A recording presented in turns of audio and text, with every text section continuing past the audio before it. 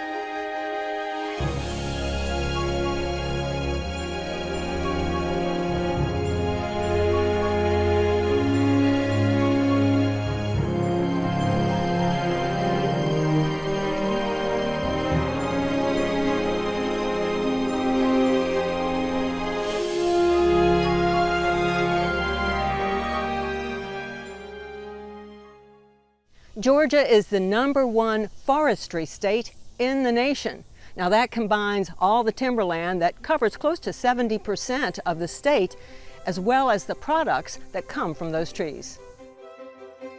There are other states that have more forest land, but close to 70% of our state is covered in trees. Most of that is owned by private individuals or companies. No other state tops the private timberland acreage in Georgia. Andres Villegas is president of the Georgia Forestry Association and puts a dollar figure on the trees. We're the #1 forestry state in the nation. It's something that all of us should be proud of, because at the end of the day, forestry is part of our survival, our comfort, and our progress. Once again, the air that we breathe comes from these trees. A lot of the water that we consume in cities around the state is being filtered by the forests that surround the state. It's the #1 land use in the state of Georgia. About 66% of our land is covered in trees, most of that owned by private individuals or companies. So the stewardship of that is really critical. Beyond that, we have about a $41 billion impact economically on the state. So that puts a lot of food on a lot of tables, sends a lot of kids to school, college, and gives our rural economies in particular the opportunity to thrive. Trees are part of our saving grace when it comes to climate change. The atmosphere acts like a blanket around the Earth. Carbon dioxide can make that blanket thicker, creating more severe storms, unprecedented drought, and extreme temperatures. Here's where the trees come in. They pull carbon in while they grow and replace that carbon with oxygen, even after they are harvested. According to the U.S. Forest Service, a mature live tree can absorb more than 48 pounds of carbon dioxide in 1 year, keeping the gas stored in its fibers and out of the atmosphere. The USDA says that during the chemical process of pulling in carbon dioxide, a tree releases enough oxygen to support 4 people a day. When you add the economic impact of our operations plus the environmental, if you put a dollar figure on the air, water, wildlife, it's about $7,000 per person in this state of an impact. There's few industries in any part of the world, but few industries in the United States that can say for every person that lives in a state, it's $7,000 plus, really. And those are numbers that have been studied by Georgia Tech as well as the University of Georgia when they come out with their regular reports on the economic impact and environmental impacts of forestry in Georgia. That comment led me here, to Sanders Logging in Cochran, Georgia. If timberland is so valuable for the environment, why is it okay to chop the trees down for commercial purposes? You are a third-generation logger. People don't see stuff like this in the urban areas. I mean, so what's going on behind us? So what we have right here is a clear-cut operation. We're clear-cutting this whole stand of trees, and we are using these trees for several different product classes. There's product classes like pulpwood, which is going to the paper mills to make paper. There's chip and saw and saw timber, which is what makes lumber. Harry Sanders oversees huge machinery that tosses trees around like toothpicks. It's changed a lot from the days when his father and grandfather had to use chainsaws.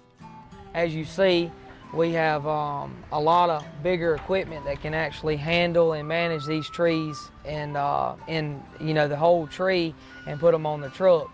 It's hard work. It's a whole lot easier than what it used to be as far as like working, actually in the woods and sweating and all that. But now you have these big tractors that we drive every day that cut the tree, that drag the tree, gets the tree ready to put on the truck. This particular mill we're hauling to is going to become the fluff pulp that makes the baby diaper fluff. What? Yep. So that grinds up? They'll transform that product right there into the fluff that you see in the baby diapers.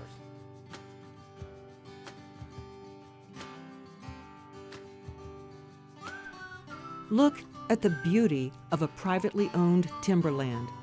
The folks who own this property love their land and they love the trees.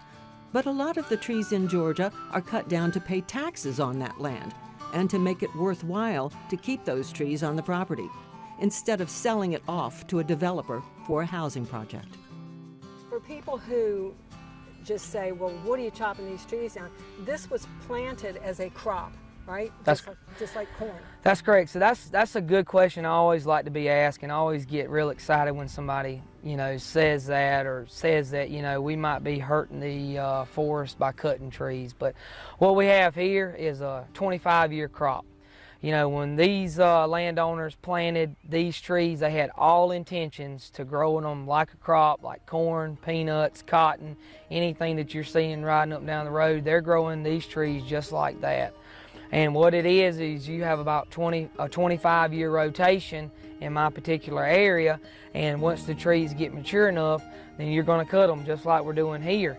But I always like to reinforce that don't be alarmed, because these are going to get planted right back into this very same trees that we're cutting. So you're basically starting the whole rotation over again, and hopefully, I'll be able to cut these trees again in 25 more years, or my kids will down the road. So these trees being cut can end up in baby diapers or stand up as utility poles. But one of the largest timberland owners in the state is Jamestown, the same folks who own Ponce City Market in Atlanta. There is a process that uses trees to make a product that's stronger than concrete and helps keep carbon dioxide out of the air. I met Troy Harris, who manages the Timberland and Wood Products division of Jamestown. So Jamestown's a $12 billion commercial real estate company. Assets under management all over the United States and now even in Europe. We own Ponce City Market here in Atlanta, which we're here at today, where our mass timber building is. But we also own some other iconic buildings like Chelsea Market in New York City, which is a lot like Ponce. And probably our most iconic building is One Times Square, where we actually own the New Year's Eve ball and are responsible for dropping the ball every year. So what gets this real estate company into ownership of timberland? Our investments in timberland are a lot like the way that we're thinking about sustainability with our buildings, is that 10, 15 years ago, we were thinking, okay, commercial real estate is interesting, but how do we diversify away from that? What are other things we can do besides office and retail environments? And we quickly landed on timber because of its sustainability nature of the investment itself. We really liked that, but it's also something very different than commercial real estate. It's not exposed to the same things like you can imagine, like with what we're going through right now with the office environment. That struggles in times like these, but timber, trees don't care. They're out there growing biologically and doing what they're doing. It's a nice diversification for investors. And the thing that gets me about what you guys have figured out to do with the wood, it's hard for me to wrap my head around the fact that the wood you're using is as strong, if not stronger, than concrete and steel. How can that be? Yeah, I think we get the question about how can we build something so strong out of wood and do things that we do normally with concrete and steel. And the concept is pretty simple if you think about it. You've probably been in an old building, maybe an old lodge. We used to build with wood all the time, with big, large timbers, if you will. Mass timber is just different. It's taking smaller trees, cutting and lumber like we use all the time, and I like to call it plywood on steroids. It's taking the 2x4s, the 2x6s, and we lay them out one way, and then we come back and lay them a different way. So the fibers and the way that tree runs and the way that lumber runs basically stacks upon itself. You glue that together and condense it, and it becomes very, very strong. What we love about the material is it can be as strong as concrete and steel, but it's a third lighter. And so that has some really interesting applications as well, not just for how you can build, where you can build, but for transportation logistics. It's just a much more sustainable material to be building with. Well, and it sucks in carbon, am I right? Yes, that's the beauty of it. I mean, I think what we really love about the material and where we think that mass timber really is kind of where we're going next with building and construction is that, you know, concrete and steel, the built environment, if you will, where we live, work, and play, really accounts for 40% of the world's global emissions. It's actually more than 40% in the United States. But of that 40% of our emissions, 11% is how we build things. And so if we can substitute the way we build using high carbon emitters like concrete and steel and substitute that for timber, which is being sustainably managed here in Georgia. So we grow a lot of trees. We're the #1 forestry state in the nation. If we can substitute and use wood, that's a good thing, because if you remember back in science class, you learned that trees take in carbon dioxide and they give off oxygen, and that's an important thing, but the carbon part of that equation, and carbon dioxide, is the building block for that tree. And so it's storing the carbon in that tree. If we use it and turn it into lumber, a long-lived wood product, and then turn that into mass timber, not only are we taking carbon into the air and doing a good thing, but we're also creating a carbon vault with these mass timber buildings. And so we're storing that carbon away for 100 years or the life cycle of that building. And then as long as a forester, I'm replanting and managing sustainably, we're continuing that cycle over and over and making a big difference in what we do. Mass timber is already a game changer in the world. There's good reason. Jamestown calculated the difference of what the carbon emissions would be if it built this structure with concrete and steel versus using wood. They found a 75% reduction in carbon emissions by using mass timber instead of concrete and steel. Wood is already the new thing. Countries, Europe, Canada, have embraced mass timber. It's caught on pretty strong in the Pacific Northwest. And so what you see in those countries is a very active and thriving mass timber building industry where people are using this product all the time. What I see the future is kind of interesting in that in our building, you'd be surprised to know that when we went out to market to price the building, we would have been able to do this project cheaper if we'd have sourced it from Austria. Now that doesn't make any sense. When you're a timberland owner in Georgia and you know how sustainable our story is, it made no sense to Jamestown to buy a building kit, if you will, and source it from Austria and have it delivered to Atlanta, Georgia. That didn't make any sense. The problem with the supply chain right now is there aren't enough mass timber plants in the United States. There's a big one in Dothan, Alabama that's doubling its size, and there's one currently in Arkansas. And so I think what I see the future of mass timber being is that we will build more of these mass timber plants, hopefully one in Georgia soon, that will make this product. And the more of those we have, I think the more people will be able to use mass timber in their construction and design. And developers are just loving this product. It's not only is it sustainable, but it's gorgeous. The building goes together like puzzle pieces. They are all cut to order and lifted into place and designed to fit together perfectly. This also cuts back on emissions since there isn't a lot of truck traffic and machinery work taking place. It's just so gorgeous. We love the character of southern yellow pine is unlike any of the other mass timber buildings that people are building with. So if we'd gotten this from Austria or someplace else, it would come as a white wood and it would be very clean and modern looking, which a lot of people like. But I just love the aesthetic of this just gorgeous southern yellow pine with its really golden grains. Like everybody is loving that part of it, Yeah, that's what I like. Experiencing it the most. So you're just going to leave it unfinished?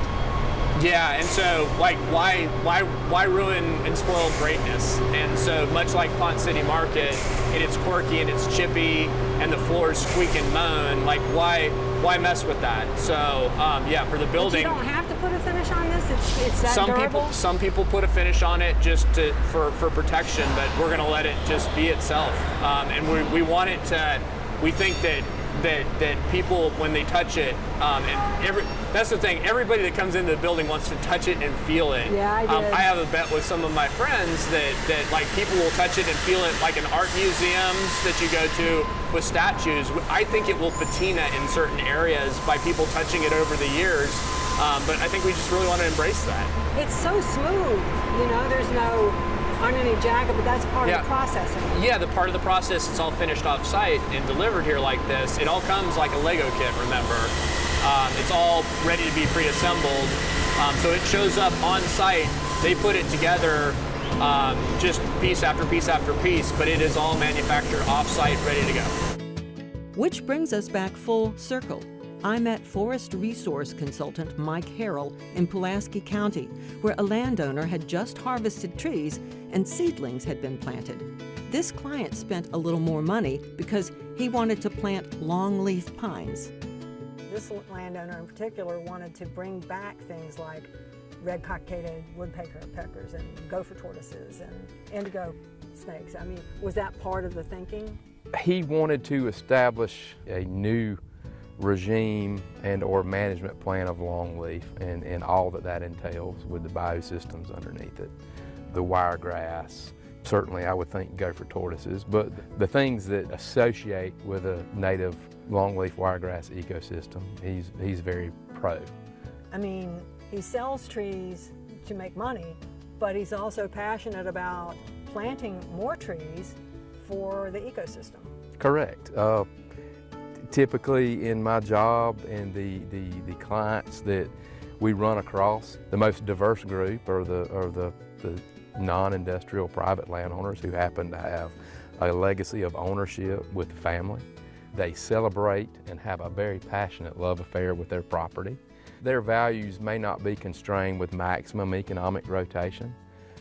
This is not, I take it, a landowner who would put a bunch of condominiums here. Don't think so. Don't think so. The family who owns this are passionate about wildlife, passionate about longleaf, passionate about togetherness. You know, they come and recreate here. Been in the family for a few generations, and things that are celebrated that they do that I don't think the general public by and large has an idea of what the passion it takes to do this. I dare say not, because I think a lot of people in metro areas just think of, well, trees are in, you know, a national or a state forest. They don't really think about places like this. How important are places like this? They're tremendously important for water, wildlife, and wood. You know, the lumber that was harvested off of here, trees, pulpwood, chip-n-saw, saw timber, all go to build houses in Georgia sustainably. It is reforested again. They're gonna get another rotation out of this. We're protecting the water quality. These are proven sciences that are done every day in the forest industry that we mitigate some things. We're taking up carbon, we're going. It's a wonderful story. This property owner will eventually have a landscape that looks like this. Longleaf pines used to stretch over more than 1,000 miles across the southeast landscape. Today, 97% of that forest is gone. The tar and turpentine industry destroyed many of the forests. Development also took a bite out of the longleaf legacy. That's why private landowners with a passion for this history are critical to bringing back the trees and the ecosystem they support. If you look at this private citizen's land by air, it's easy to see there is a lot to love. And if he needs the money to support any other costs, there are places to cut and then, of course, replant. I think one of the main things that I see in dealing with private clients is it's not so much supporting themselves. They'll forego money for themselves to keep the property intact, to move it forward for future generations. which I think speaks volumes of family forest owners. They're thinking of not today, but how am I going to promote my children or grandchildren to learn about this and to have it, work out, and then their grandchildren or children going forward. And I guess that's the thing people have to kind of wrap their heads around is these landowners are in love with their land. So it's not likely that they're going to do anything to mess it up. They love showing their property. That's a passion. They love managing it. They celebrate the diversity of it. It's just a good thing. They planted 726 longleaf trees per acre, and they were planted on 53 acres. That's a lot of trees. And someday, those little sprouts will look more like this. The endangered red-cockaded woodpecker prefers this tree and thrives in a forest made up of longleaf pines. The eastern indigo snake also depends on this type of ecosystem. It grows up to 9 feet and eats venomous snakes, so any property owner would be happy to see this guy. The longleaf ecosystem also supports the gopher tortoise, the only tortoise east of the Mississippi. It is a keystone species because 350 other species depend on those burrows it digs, including the indigo snake. So this land was cleared, but its rebirth will go a long way toward bringing back an ecosystem that has been in trouble for decades. I think this is going to amaze a lot of people. This is a longleaf in the grass stage. You can see some residual needles from the initial planting. Yeah, but you would think that when you plant a tree, is that one of the unique features of longleaf? It is. It is. It'll look like a bundle of grass, and it comes out, and you can already see the new needles already. Yeah, I can. They're little babies. They're little babies, so they've already started. We've had adequate moisture. We planted with adequate moisture. It was planted at the correct depth. It was a container. It hardened off, and now we're starting the growth process. It's easy to think of trees as being mainly in state parks or national forests. In fact, most trees are on private land. These are some residual needles from the original plug. They harden off and kind of turn red. When you say a plug, it's just like a container almost. It looks like it's a plug of almost potting soil with this hanging out the top. And these are the residual needles. They kind of turn. And these are the brand new needles. So the roots have pushed out and hopefully are taking up nutrients, and we're growing. And again, these were some of the needles that were there, but this is going to be this first little bud right in here.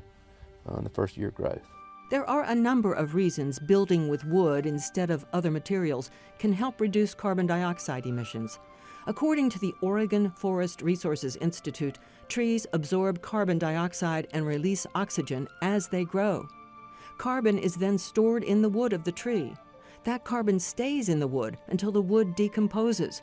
So, about half the dry weight of wood is carbon that used to be in the carbon dioxide, having a negative impact on our atmosphere. That includes all things wood: wood pencils, wood flooring, utility poles, and of course the buildings under construction. Would I be correct in saying that the biggest threat to the forestry industry is development? Absolutely. Urbanization has a huge impact on our sector. While we benefit from being able to sell lumber for parts of that urbanization, at the end of the day, the way we're growing in Georgia is probably not as sustainable as we need it to be. There's about this stat is about 10 years old or so, but there's about 110,000 acres in the state of Georgia that are converted, forest acres that are converted every year to urban uses. That's the size of 1.5 Clark counties. And so if you think that we're paving over, that's converting to urban use, right? So we're paving over 1.5 Clark counties every year. We can't keep that pace up. It's very critical that we start thinking a little bit more strategically about how we grow, because we need the resources that come from undeveloped land. Whether it's farms or whether it's forests, they sustain our life, and we can't pave over everything. And so that is the single largest threat to the forestry community and the farming community in the state of Georgia.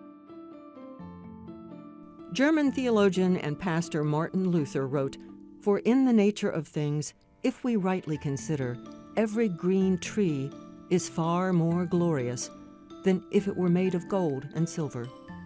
When you realize all that we get from trees, air, filtered water, homes for us and wildlife, Luther's words ring true.